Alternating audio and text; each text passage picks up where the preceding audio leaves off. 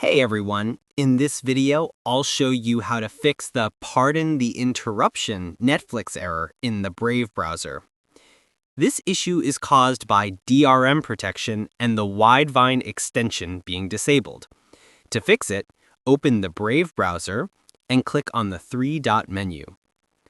Scroll down and select Settings. Go to Extensions on the left side and make sure Widevine is enabled. Click Relaunch so the browser restarts.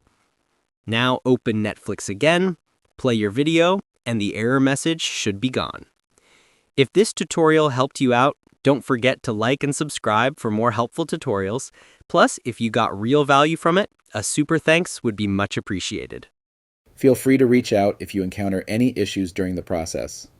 If this video helps you out, please leave a like and subscribe.